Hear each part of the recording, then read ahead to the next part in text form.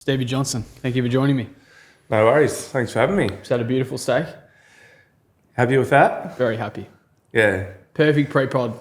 So I've done, this is my 74th podcast now, so 74 conversations with eating, and we always eat steak beforehand, so. Oh, do you? Yeah, that's a tradition. Well, I didn't put in much preparation for that steak, but because it's good quality meat, bit of salt, chuck it on the flames, and then serve it up. All happened pretty quickly, and it was, It's beautiful stuff. in my opinion, it was cooked pretty well. That was beautiful. Well, people are going to see the behind the scenes. We'll put that up somewhere, I reckon. We'll get people watching that. We were chatting before about your, I guess, earlier parts of your life and getting into football and stuff. And you said before that you had no plan B. Can you take me back to like the little Stevie? Yeah. So I grew up in Wangaratta, and yeah, it's a small country town. There's a town that lived and breathed footy. So, you know, if you're at primary school, everyone takes a footy to school. You bounce the footy home. You just fall in love with the game. You're just always around it. You're around it during the week, at school, on the weekends, watching your local footy club and playing.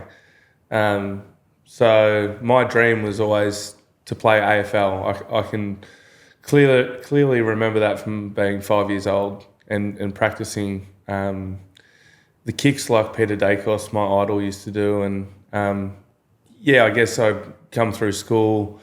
I didn't really want to do anything else other than be an AFL footballer. And that's risky, not having a plan B.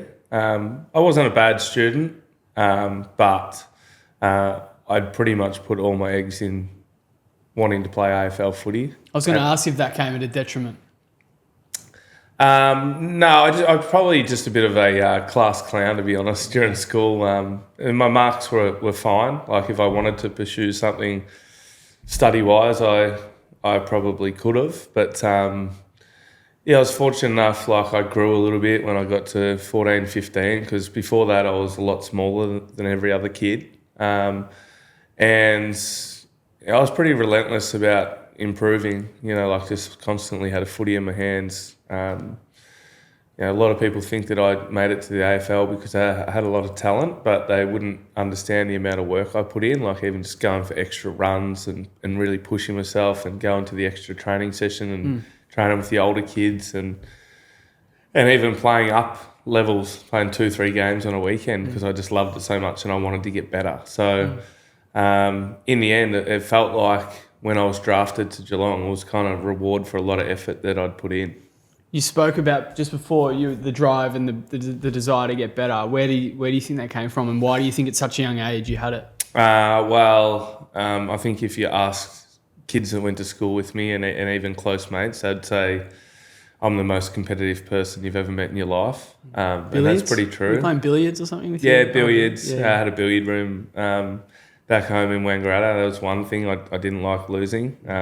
You put a cover on top of the billiard table and you play ping pong.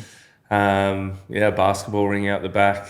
And then, just like playing footy with my brother and, trying to hit the power poles out front. It was always a competition.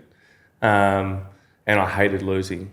So even when I had a few setbacks early and, trying to get through some development squads and sort of get knocked back, I didn't really take that for an answer. I knew that I had what it took. It just it took for a little bit of development and to probably prove a few people wrong along the way for me to get my opportunity. Did you have people doubting you at that age? I think so, because as I said, I got cut from under 15 schoolboys was a big thing growing up back then, and then under 16s, Murray Bushrangers, missed that, didn't get invited down to play with them, and if you wanted to get drafted, you sort of had to come through the Murray Bushrangers system, and I didn't get a look in there. I ended up playing senior footy at Wangaratta and just played well enough that it kind of forced their hand to invite me down in my final year. But there was no doubt that they probably looked at me and the way I run, I waddle around a little bit, and still did when I was playing AFL footy. It didn't look like a footballer, but I got from A to B pretty well. So it was just probably on the back of just consistently playing good footy, whether it be at school footy where, I had a few mates that were in those development squads or part of those programs, and it felt to me like I was always playing better footy than them, but I just wasn't getting the opportunity. So it was just about persistence for me. Why do you think that was? They just grew a little bit quicker than me. They were maybe more of a man-child, and maybe made a bit more noise, maybe a deeper voice, calling for the ball. Maybe you stand out for different reasons. But at the end of the day, I think if you work really hard and you've got the skills there, at some point someone's going to take note. I was going to say that for me, that would be a good thing in the sense that you got to prove something. Yeah, 100%. I reckon it was growing up. That was one of the best things for me, was having a couple of setbacks, because it made me realise. I mean, it didn't necessarily make me realise, but I knew I wanted to play AFL footy. And then when you have a few doubters, you just like, and being that competitive person, the hunger to want to get to where you wanted to be, and live out your childhood dream becomes even stronger. Maybe some kids get a bit of a ticket the way through juniors and think they're going a little bit better than what they are, and maybe it takes the edge off them. For me, it was like, I need to do everything I possibly can, and that did hold me in good stead.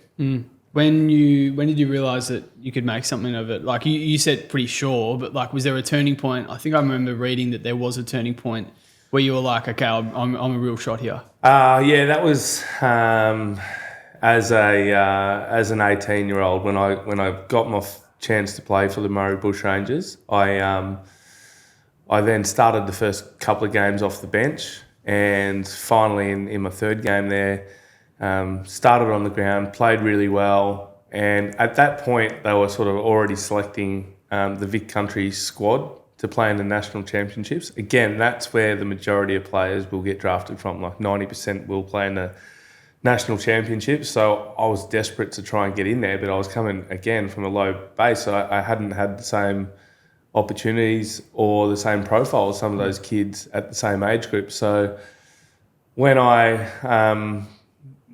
played some reasonable football early on, I then got added to the Vic Country squad after they'd already began training, and then played in the national championships and was named All-Australian. That's when I knew that I was on the radar, because every player that gets selected in the All-Australian team at under 18 level gets a golden ticket to the draft camp. I saw something you wrote on Instagram. It said, "I would like to thank my first ever coach, Bob Bowie, for giving me my first opportunity to play a game of footy back in 1998 as a 5-year-old." Yeah, he was a good man. Actually passed away only last year. He was, I played my first game of footy as a 5-year-old in Springhurst, which is a tiny little town in between Wangaratta and Wodonga. My brother's team was short. It was under 9s, and I was a 5-year-old on the sideline in my trackies. Always packed my boots.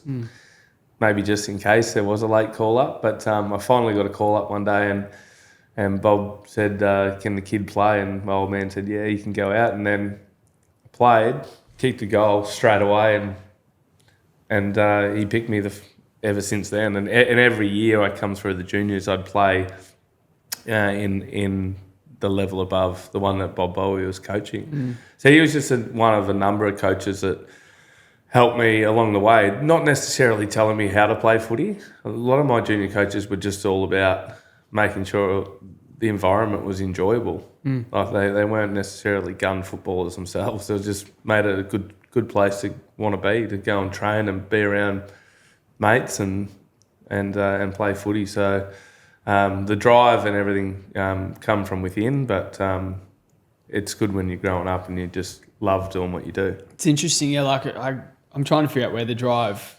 So you were 5 and you just knew, like you said, I remember saying in the book, I knew I wasn't going to get a real job when I grew up. I was going to play football at the highest level and do it for many years, and that was that. Yeah. I think my mum and dad say that when we used to go down to AFL games, you know, my brother and sister would, you know, be in there. There's 3 kids, and they'd be eating their chips and looking at the record, and you know, so paying attention to footy every now and then. They said like, your eyes, they were just locked on the footy the whole time. Really? Yeah. Do you remember those days? Yeah, I can. Like, I can remember going down to Victoria Park. First game? I can't remember my first game of AFL footy. Weren't you 2? I would have been, yeah. Magpies Carlton, I think I read. Right, yeah. Well, we used to go down and Park. watch footy at Vic Park. We used to go to Waverley. I remember one day we were leaving Waverley.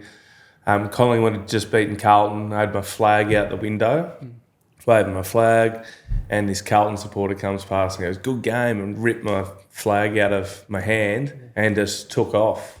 And my old man stopped the car and literally got out and chased this bloke and mowed him down. Yeah. And got my flag back. Yeah. That was one memory. But yeah, I just I just really wanted to play AFL footy. And that nothing really changed from 5 years old through to 18. And to be honest, if I could play another game right now, I'd do my best to get out there. What was what made you so obsessed about it?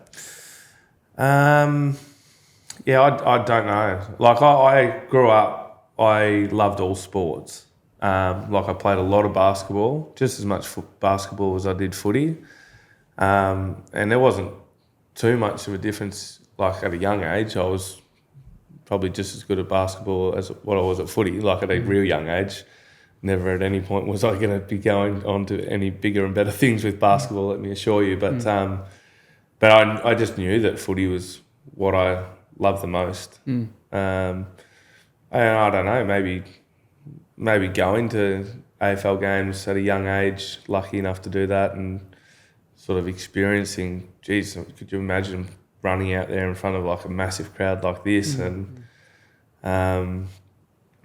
doing something you love? That's probably where you start thinking that this is a dream, like whether that ever happens or not. Did your parents encourage that side of you, to pursue the AFL? Not really. Like we were always around footy. Like my dad was would be president of a couple of local footy club and that type of thing. I was just always around it, but my mum and dad never really, said too much. I'd get in the car and they'd be like, "Well done today, mate." But they'd say that pretty much every time. My old man never missed a game, would never give me any advice. I think he already felt like I was probably a better footballer than he was. Just more so to pursue it.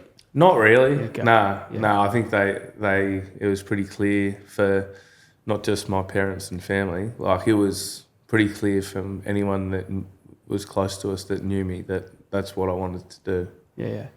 Yeah, I was going to say that the whole detriment piece before, was that... Because I've done some things in my time that my parents don't agree with, and I've just done it because I really want to do it. I don't know, it's sort of hard to sort of explain what I'm trying to say. Well, I wasn't really doing it to the detriment of anything. No, because I'd turn up to school. I'd do what any other normal kid was doing. I didn't wag school or anything. I wasn't the greatest student. I don't know how closely they followed my reports. But I think just growing up in Wangaratta, I lived only a pitching wedge from the local golf club. We had the Ovens River, which was not too far down behind us. I was just always active, whether it be footy, playing golf, play golf 9 holes maybe 3-4 times a week, and the other nights I wasn't doing homework, I was down fishing in the river. So, I don't know if it was detrimental. Maybe if they had been like, no, you need to study and you need to go down this path, I don't know if it would have changed anything. But, I think they knew I wanted to be an AFL footballer, and they probably seen that from 16, 17, it was probably more likely than not. They didn't necessarily push me to say, have you got homework tonight? You mentioned the 1%ers before. Were you doing that at that age as well? The 1%ers, in terms of training, extra runs, yeah, everything. Yeah, I was doing that from Well, to be honest, like when I talk about my competitiveness, that started young in terms of, it's probably unhealthy. Yeah. Even at school, if you're playing t-ball, I was desperate to win, or rounders where you kick the ball out and have to run around the bases. I hated losing, and then we had this thing in our class where we had to run around Australia, and you had to clock up how many times you ran around the oval in a certain period, and that would add up to our class running around Australia. And I never got beaten once in that running. And even to the point where I'd start lapping kids, and then they'd speed up because they knew I hated it, and I'd have to burn them off. So I learned to be pretty strong-willed and learn how to push myself pretty early on. You mentioned being unhealthy. Why do you think that was? Just because... I just remember sometimes just kids, they're just not... It doesn't mean as much to them, Yeah. but I was unhealthy in the way I was... you're at primary school and you're just desperate to win at any measure. But I've found that that's just part of the personality almost required to be a great footballer. I was going to ask, do you think you could have achieved what you did without it? No. That was my number one strength. Okay. Is competitiveness. And the best players I've come across as teammates all share the same traits. Like Gary Ablett Jr. is off the charts competitive. You can talk about playing table tennis or whatever, or basketball, like you've never seen before. Do you do that Matthew with Scarlett's like that. Yeah, Gazza and I used to play ping pong flat out. Yeah. And Shannon Burns, another one of my best mates, he wasn't the biggest name like Gary Ablett Jr., but he wouldn't have got to the AFL at 5'9", 5'10", unless he had that competitiveness in him either. What do you think they saw in you aside from the competitiveness as to why you were picked up? By Geelong in the end. Well, I did have some skills. That helps. Yeah, I just always found a way to kick goals. I was a young forward. I think playing in those old age groups as a young kid, I learned how to be sort of crafty and get around the packs and know when to spit forward, know when to do certain things. And then once I then was able to play against kids my own age as I got older, then I learnt to be really good in a contest. So I had a really good balance of understanding, if I need to go in and win the ball over there, and part of that being competitive, I'll be very hard to beat.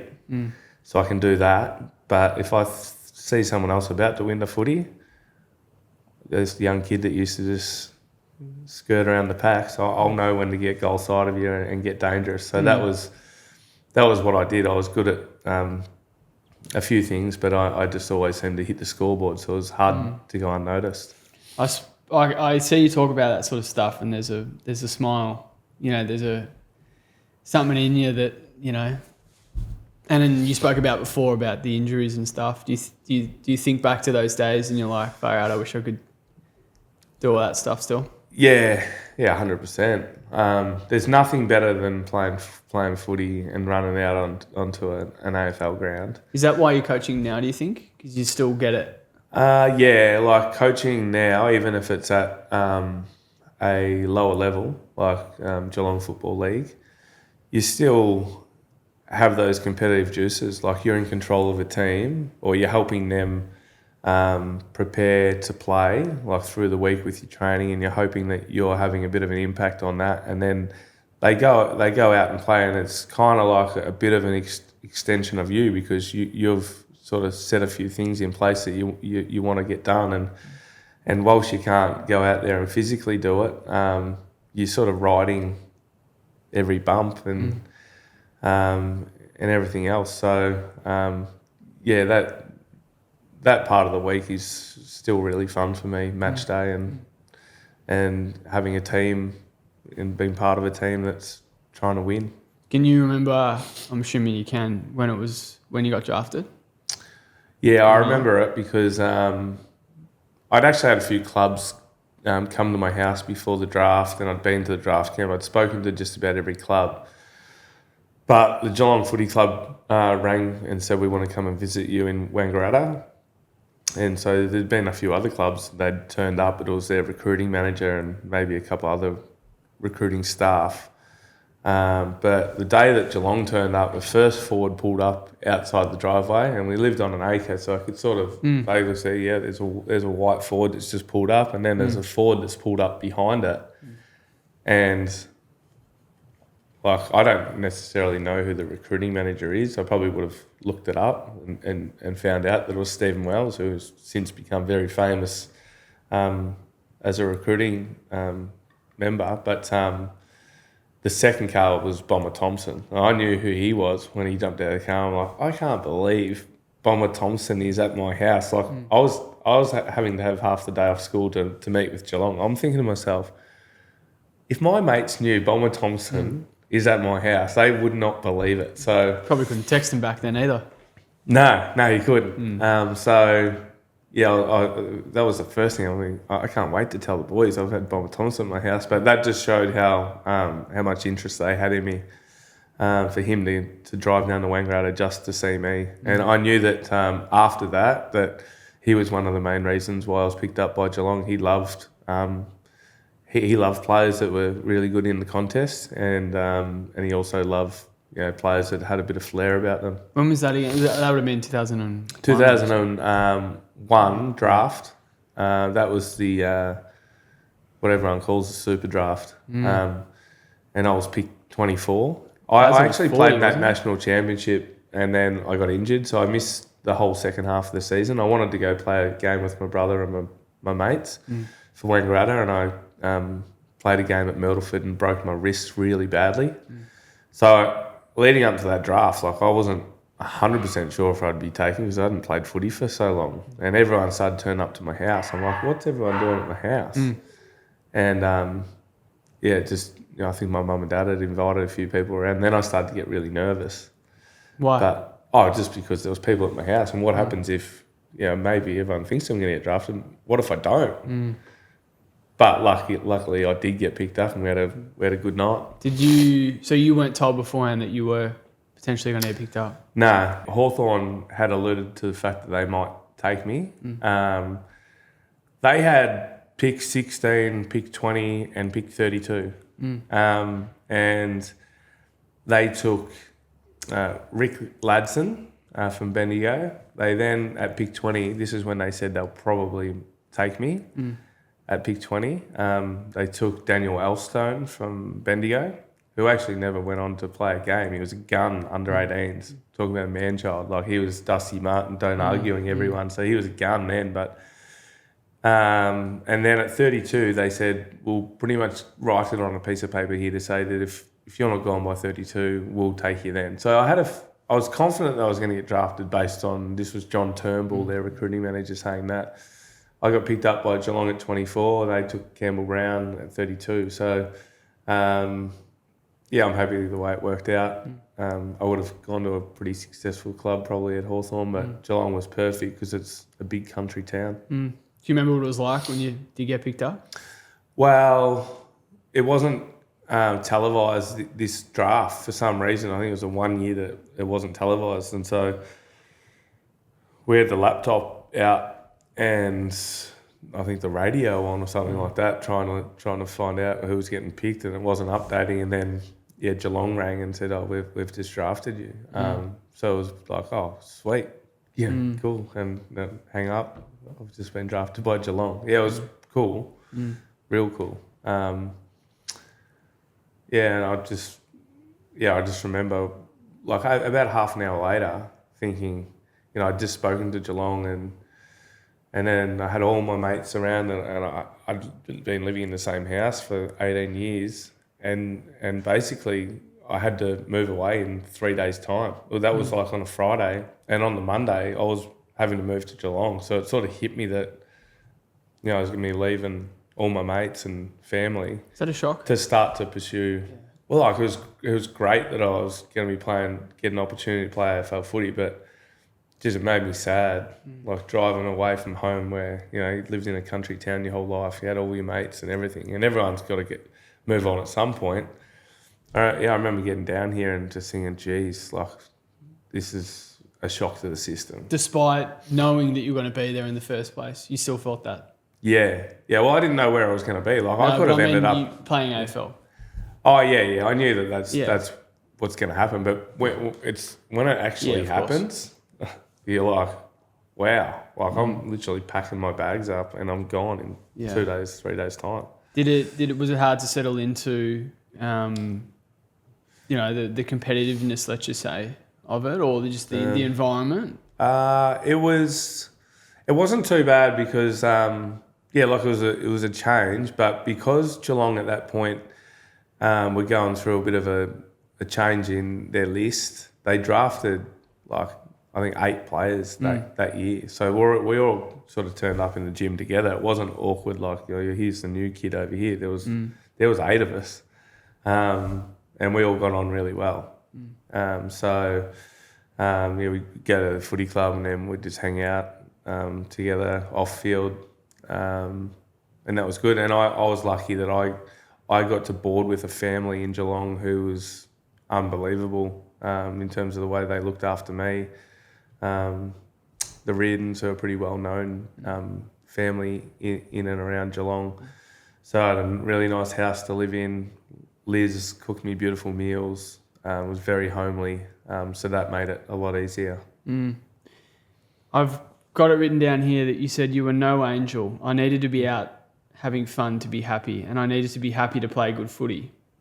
Now, as my playing career has wound up and I'm moving into coaching, I find myself wondering whether anything could be done to prevent players who have risk-taking personalities like mine from making the kind of stupid off-field decisions that marred the early stages of my career. Yeah, that's true. Like there's still those type of personalities. They're a little bit more professional now when they come into AFL. Like I think it's just going to get better and better. But I was honestly just a kid that played footy and I trained bloody hard, but I did like to have a beer with me mates as well. That was kind of like my reward.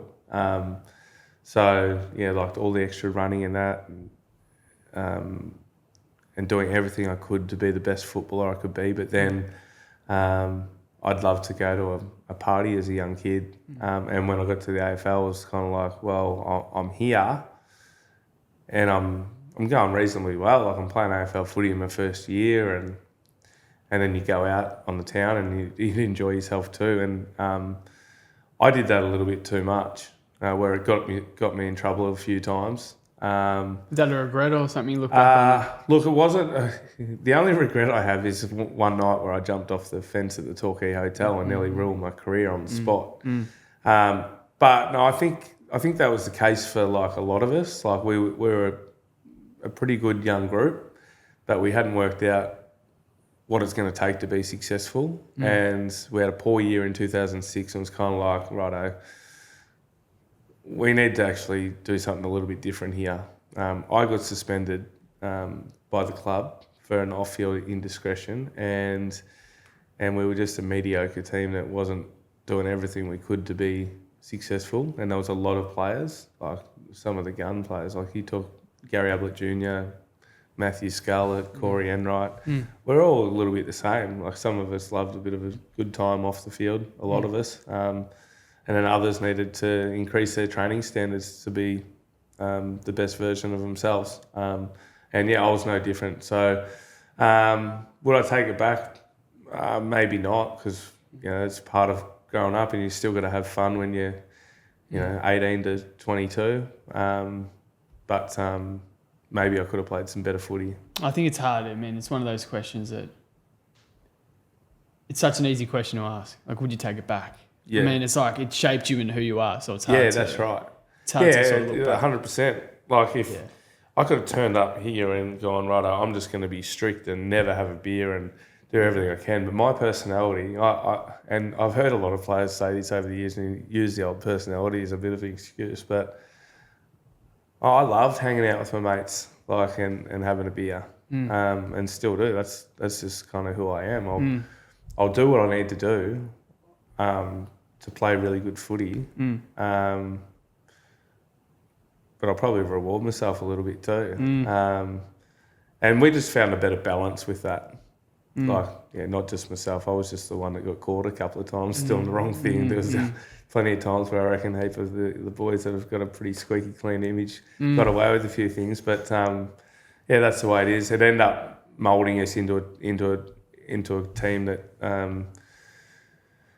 understood that we need to get more out of each other, ourselves and each other, and then after that it was kind of like, let's go. The trajectory just went through the roof, and that's why we had such a successful period after that. Do you reckon that's the best part of your career when you went up? Yeah.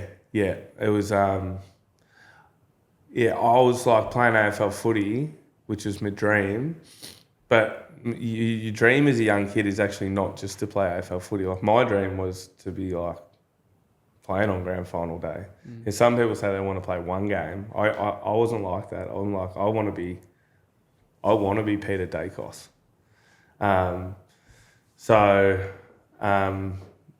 Coming to that point where you then start to really play good footy, and you turn up to a game and you're like, it's going to be hard for them to stop me today if I do this, this and this. That's a good feeling. Driving to a game of footy where you live in your childhood dream and you know that you're capable of helping your team win, but also entertaining the fans as well. I can see the passion in your face when you say that. Yeah. Do you miss it? Yeah, I miss it. Yeah. Yeah. At least I'm at that point now where I'm like, well, there's absolutely no chance I could ever run out there. So it sort of slowly gets easier to handle that you can't play. But it's a shock to your system when that's what you do for 16 years, and then it gets taken away from you because your knee, you're getting your knee drained 3-4 times a week in your last year, and it's bloody painful. You mentioned the regret before about having almost ruined that. And you've spoken about it a few times, I'm sure, but I'm more interested in your mindset after all that happened. So I think, and like you said before, you didn't even read the book, but maybe I'll take that part out. But when you said, when I started my rehab, the club doctors were not sure how long it would take me to get fit again or if it was indeed possible. So for the first few weeks of my rehab period were really stressful. I had so many sleepless nights during which I lay awake wishing I could have my time over again and just get in that bloody cab. It was a dark time. Oh yeah, that Torquay hotel incident, like that is a dark time. That is a regret that I would take back in a heartbeat. When was that? That was at the end of 2003. So I was 2 years into my career. Okay. It was Christmas time, it was a break. I was absolutely flying in that pre-season. Like, probably about to move into the midfield even, and midfield half forward.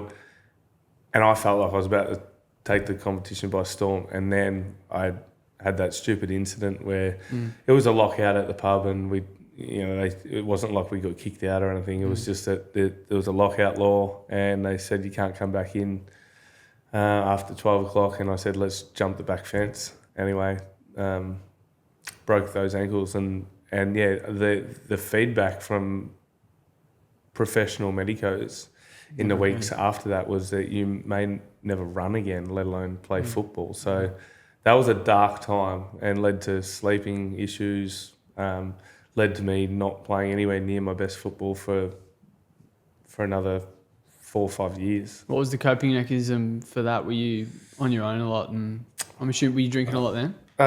Yeah. Well, actually, after I broke my ankles, I didn't drink for about 10 months.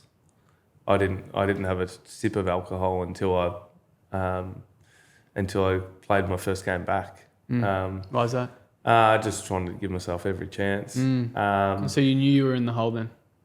Yeah, I knew I needed to do everything I possibly could to get back because it was a severe injury. What I meant is that you knew, or you took accountability of the fact that you probably, if you were to drink, it probably wouldn't have been a good outcome, essentially. Oh yeah, 100%. Yeah. Like I needed to do everything, and I just stuffed up, which is what I did again in 2006 when I got in trouble.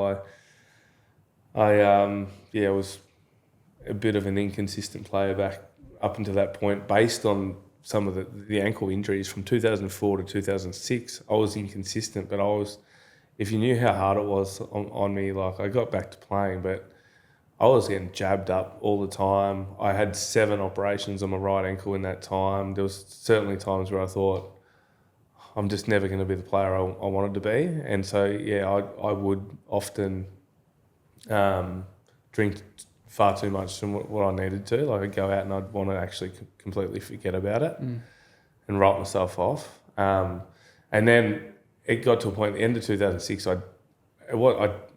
it was actually a bit of an innocent mistake where I found myself at a mate's place and in short, it just turns out my mate had moved house 6 months earlier and I hadn't been back to Wangaratta for at that time, so I was at the wrong house and I got in trouble with the police. That was an innocent mistake, but it was on the back of I'd actually been drinking. So the club, because I didn't tell them what happened, I got in massive trouble and they suspended me. And the leadership group suspended me. And then I was like, righto, this is a bit of a wake-up call. Like, your career's on the crossroads. Were you happy What's at that little point? kid want to do? What did he want to do? Like, it was still in me. I'm like, I want to be here. Yeah. But you weren't. Hey? But you weren't. No, I wasn't. I was nowhere near it. So I didn't know whether my body was going to allow me to be that player. But I'm like, righto, let's just have a genuine crack at doing everything you possibly can again to give yourself the best chance to be the best footballer you can be. So again, I went a year there without having a drink of alcohol. I got fit. I boxed 5 days a week. I couldn't do any extra running because of my ankles. So that's why I was doing riding my bike, around Bowen Heads, Ocean Grove. I'd do that, and I'd do boxing with a local boxing coach, Mick O'Malley, and got extremely fit. And that was at the start of the 2007. When I finally ended my suspension, I got back in. I played my first game. It was when we beat Richmond by like 158 points, and that was the start of our success or my success as an individual and the success of the team. We lost one other game at the end of 2007, went on to win the grand final by 20 goals, and I'm best on ground in the grand final. It's like, well, that's the player I want to be. Like, I can't believe it. Like, what a turnaround in such a short amount of time. And then from 2007, for 6 or 7 years there, I played consistent footy where you couldn't actually really pick which year was my best year. What was your favourite year? Is the one that stands out? My favourite year was probably 2011 because we'd put in a body of work and then they gave us no chance that year and we were still the best team in it. And then too old, too slow, and play a massive grand final against Collingwood, the team I grew up as a kid supporting. I nearly didn't play in that grand final because I'd dislocated my knee the week before, and got up and played and felt like because we'd won so much footy over that period, like we'd probably deserved to win 3. It would have been a tragedy had we not. So, and I played well as well in a big win. So that was pinnacle. You spoke about the regret of the actual injury itself and you, like, with jumping off the fence. Are you sort of glad, like, I know you said regret, but like the amount of good stuff that came as a result of as a result of all of that? Well, it didn't really come off the back of the ankle stuff because that probably cost me 30, 40 games. Could have potentially cost me winning certain things. Yeah, like I could have been a midfielder through that period of time. But from an individual point of view, it cost me a bit. But I'm kind of glad what happened in 2006 where I got in trouble, and that was a massive reset where the players were like, well, you can either like go and sit in the pub and not be professional and tell everyone in 20 years how good you could have been, or you can actually just pull your finger out.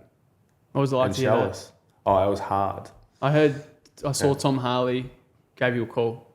So we just Tom can't trust Harley, you. yeah. He was the hardest on me. He'd just taken over the captaincy, and he is the one that said, "I don't know if I want you as a teammate." I saw you said your hands were shaking or something. Well, I just remember like I was filthy for like 48 hours with what he'd said to me. Yeah.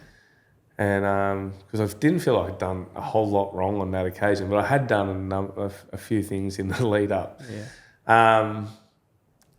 We had a good relationship, Tom Harley and I, back then. We were like room buddies in our first footy trip, my first footy trip to Bali and that type of thing. And he had to sort of make a statement in terms of behaviours and expectations, and I wasn't living up to them. And so then, it was about following up with him and making sure we're clear, like he's going to be the captain of the footy club. I've got to make sure, I earn his respect. Like there's no point going the other way and just disliking him and thinking, he's obviously saying it for a reason. So I'd actually gone away for a couple of weeks and really trained my ass off before I actually had that initial meeting with him. And I turned up to have a coffee with him at Club Cats, which was at the footy club at the time. He's like, "What the hell have you been doing?" He goes, "Mate, you can see the veins in your arms and stuff." Like I'd just gone total, like, fanatical about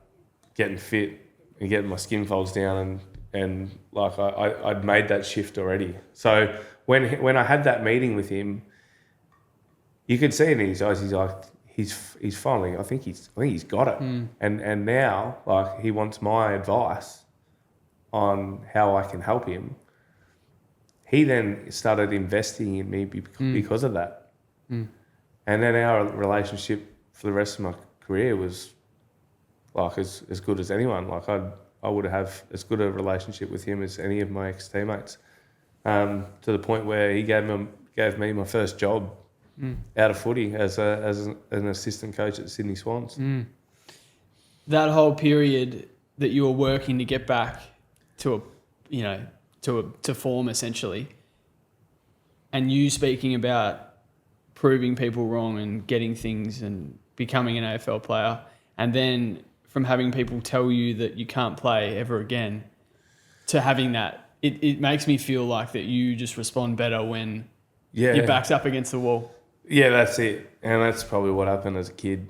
Like when I say that, that under 15 schoolboys team, I wanted one of those jumpers. I wanted it bad and I didn't get it.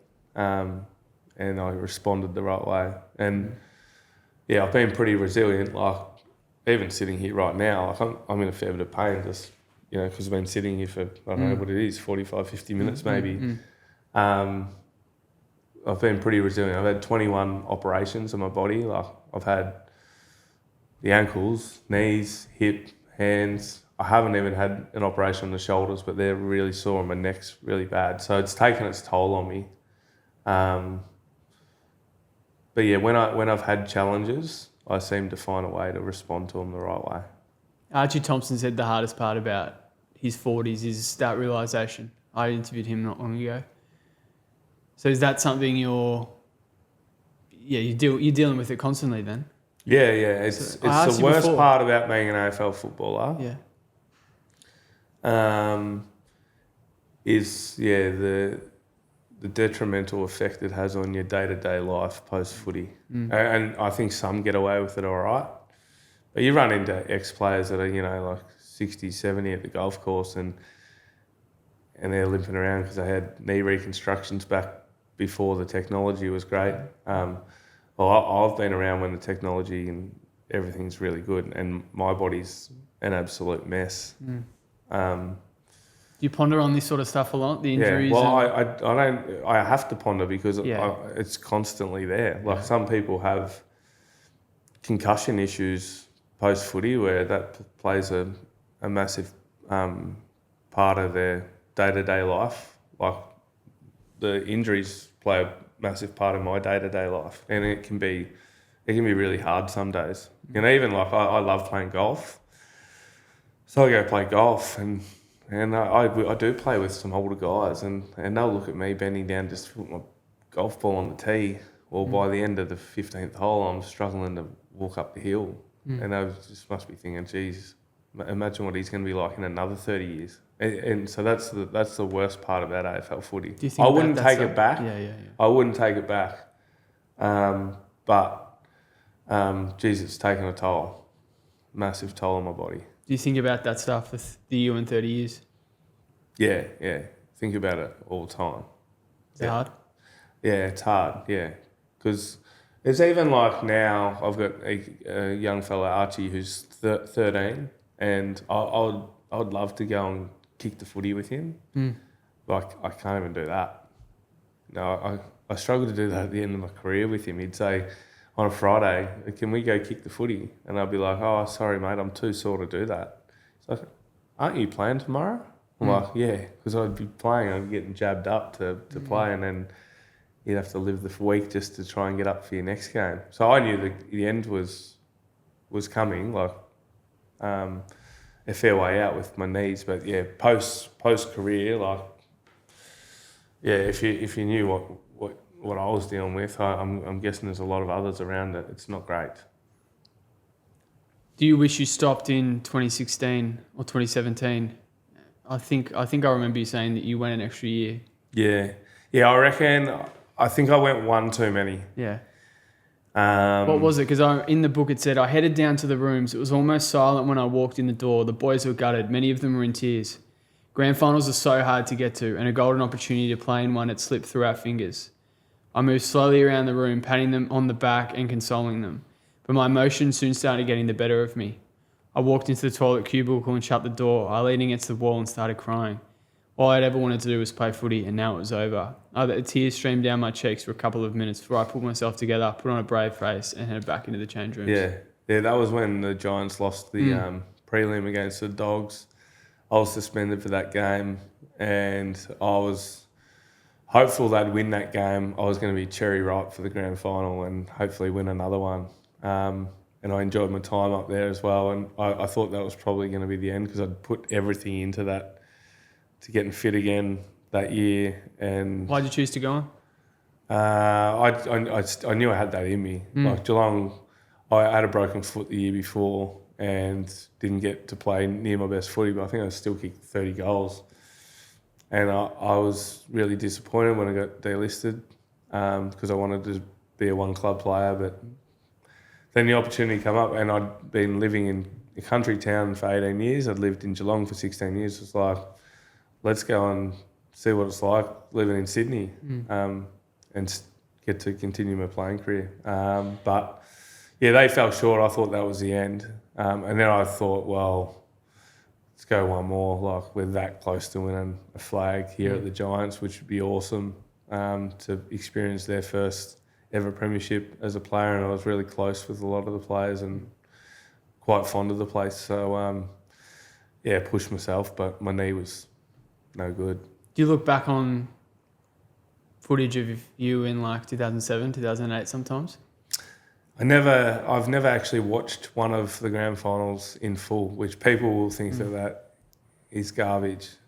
The only time, which is funny you ask this, during the week, like I've seen highlights packages and stuff like that. I'd be lying if I said I hadn't seen that, but like there was a KO mini of us v the Western Bulldogs in 2009, which I just basically stumbled across. I'm like, I put it on.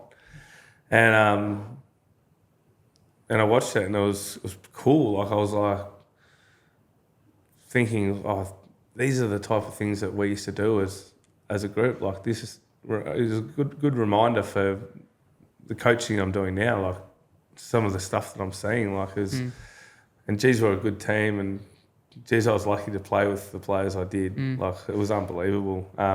We then went to turn on the 2007 grand final. Was come up next to it, but got 5 minutes in. I'm like, bud, let's. Why couldn't you watch it? Hey? Why couldn't you watch it? Oh no, I could watch it if I just I don't know. I'd seen the mini that went for about 15 minutes, and I was like, yeah, I don't need to see it. I can remember the day pretty clearly. Anyway. Yeah. I typed in Stevie J 2007, and the AFL had done this highlights reel. He has an impact. Mooney likes his chances now. Yeah, well, I haven't seen this. Yeah. Steve Johnson, another one. Gets up tonight.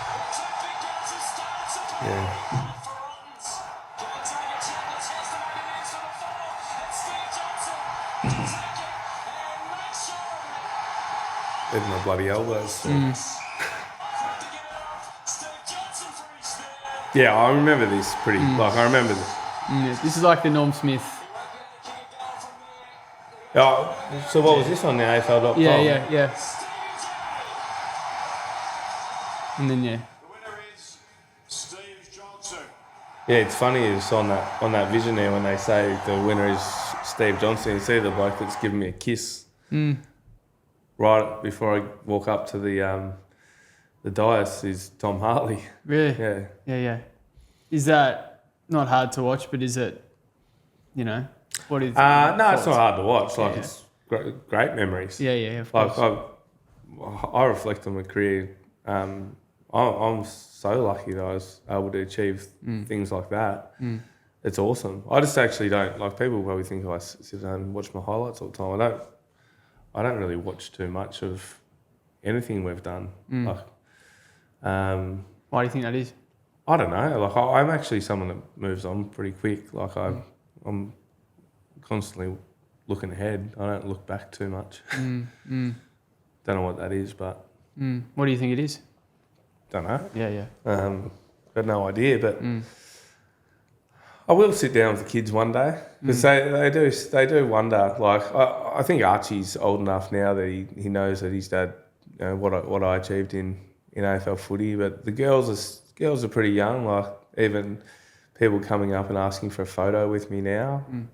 Like Maggie, she's 11, and so she's kind of getting it, and she thinks it's cool. But the little one, she still doesn't really know too much about it, which is good. I like it that way. It's probably why I don't put my highlights on the TV in front of them. The whole identity piece. Then, when you actually did stop, was that is that something you dealt with?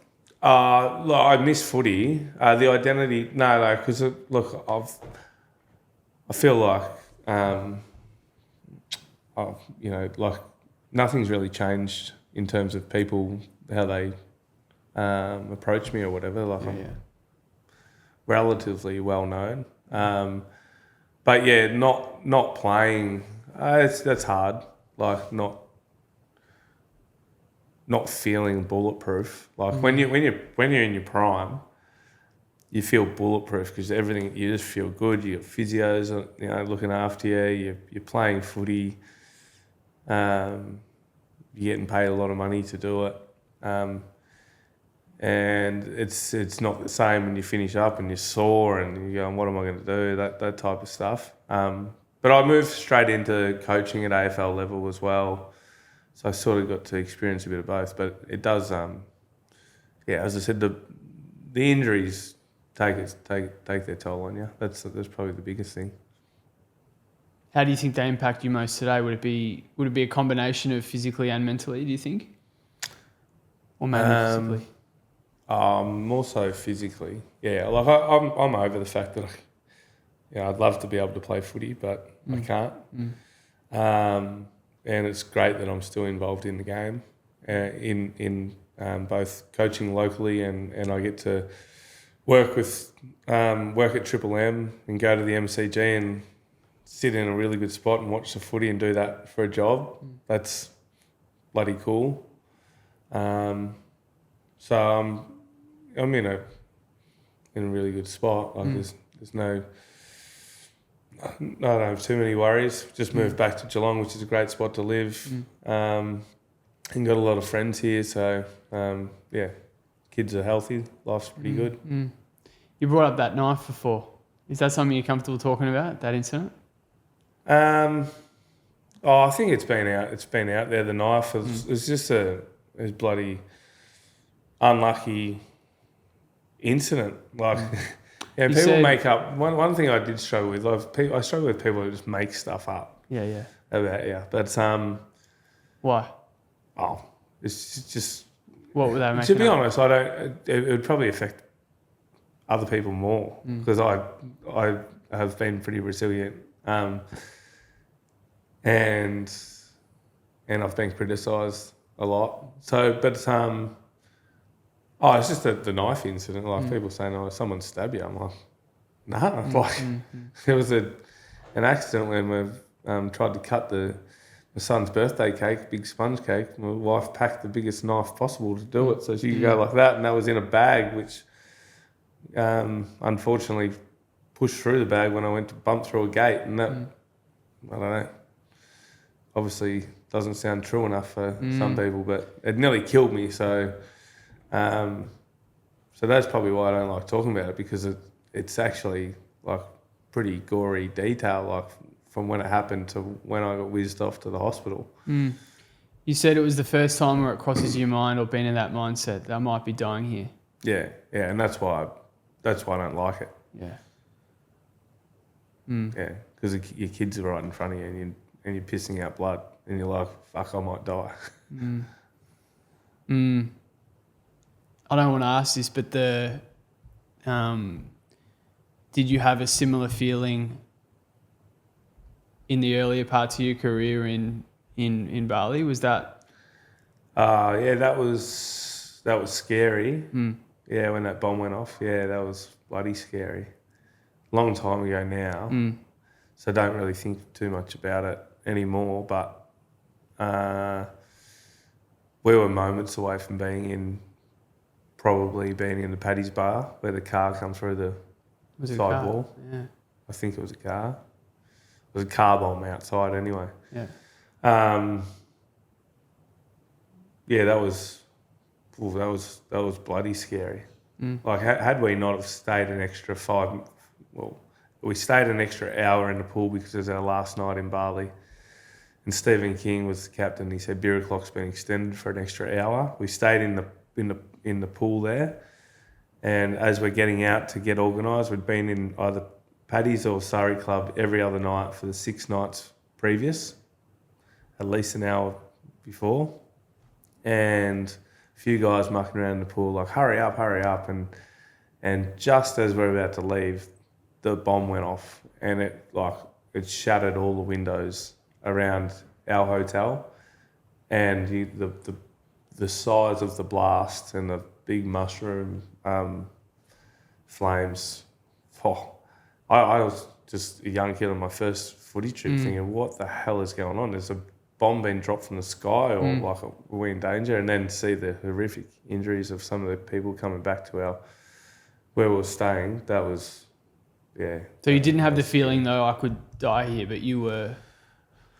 The only thing I was thinking, because there was 2 bombs that went off, and you're like, well, what's going on? Are we under attack here, or like I'm in a foreign country? Yeah. We've been drinking all day. Like it was like what's going on?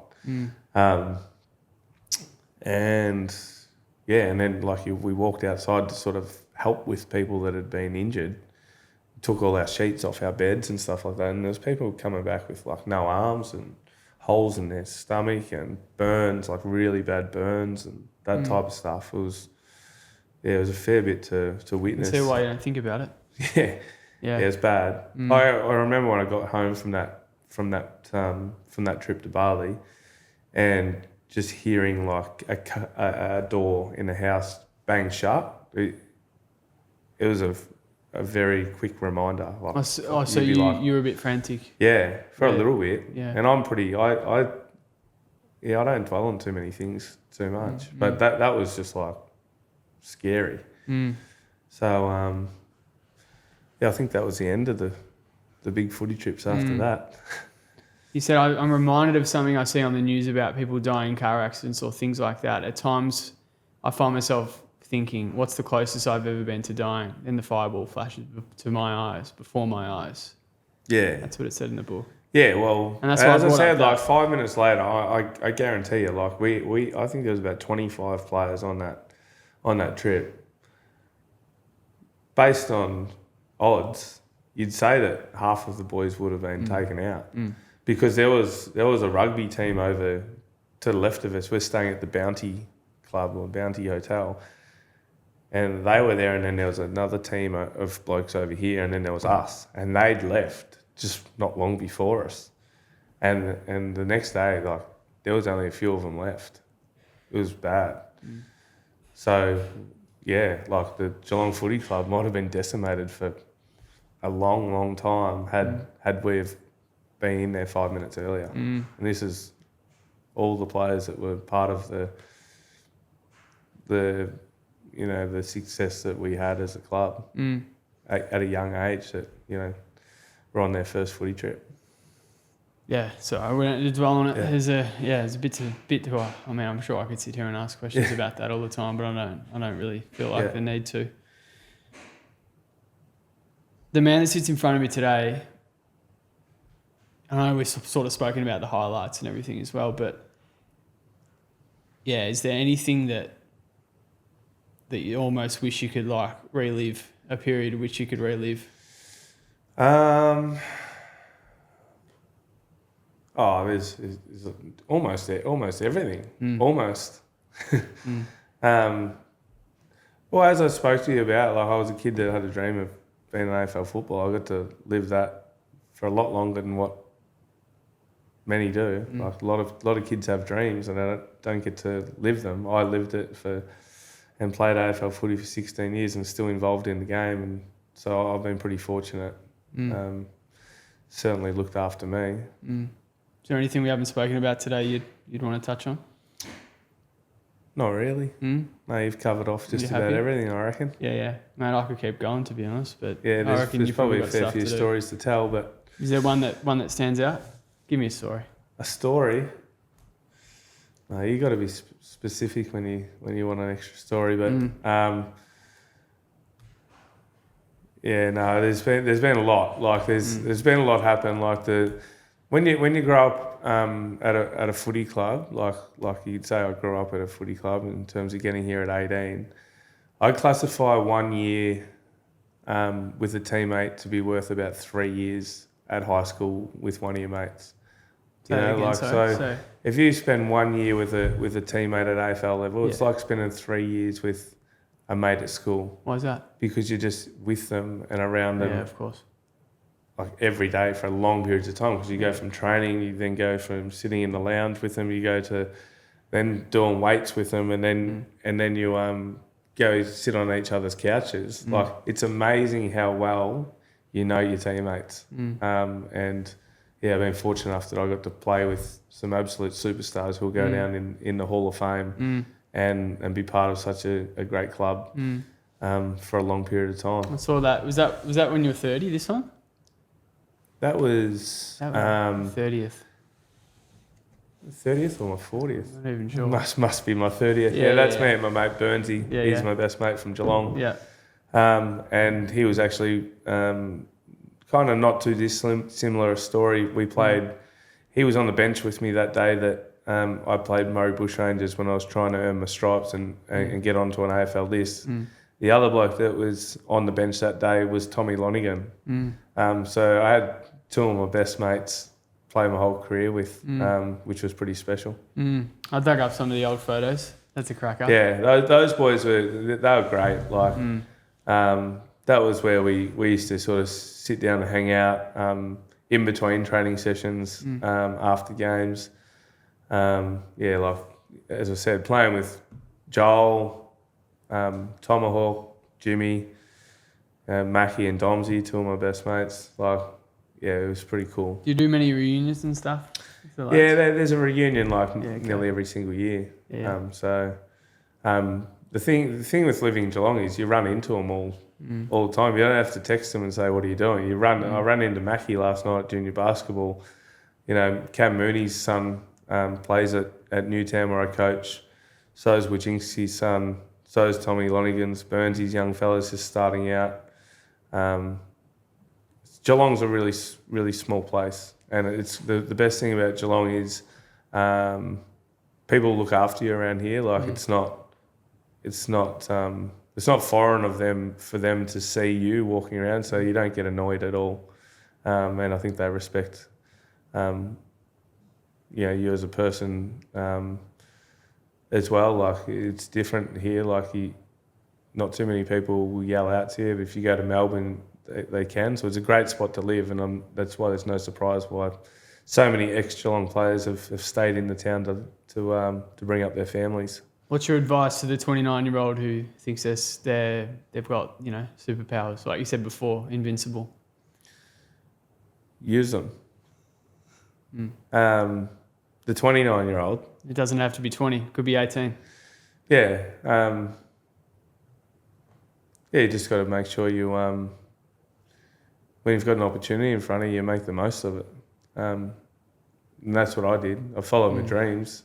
Not everyone gets to do it. So, but I was relentless in my pursuit of trying to do it. That's one thing, you know, I don't like the fact that people think I've probably had an AFL career based on talent. There's a lot more to that. I think there would be, you know, like, because I had misdemeanors and setbacks, and I would have looked like, you know, at times I remember walking out in public and feeling embarrassed because, you know, I wanted to be this and I'm just this and I'm mediocre, but in the end I found a way. So yeah, that feeling of being, you hated that your whole life. I could, like, if people are doubting you, then you're going to prove them wrong. Yeah, that's exactly right. Yeah, I'm not the only one to sort of have that mindset, I don't think. But if you do have that mindset, I reckon it helps. Do you know, I'm sitting here now at 29 and like obviously done nothing compared to you, but in regard to like physical pursuit, but yeah, there is an element that sits in the back of your mind that you are like, this is like the best time of your life, but it's not going to end. Yeah. You know? I don't know if you felt that at my age. Yeah, it will end. Yeah, of course. Yeah. But I think that, you know, like, it was going to end for me because what I loved doing was playing footy. You know, it might be different for you as a 29-year-old. Now I know what you're talking, why you asked that question. Yeah, if you can find something you love doing, that just makes every day easier. Yeah.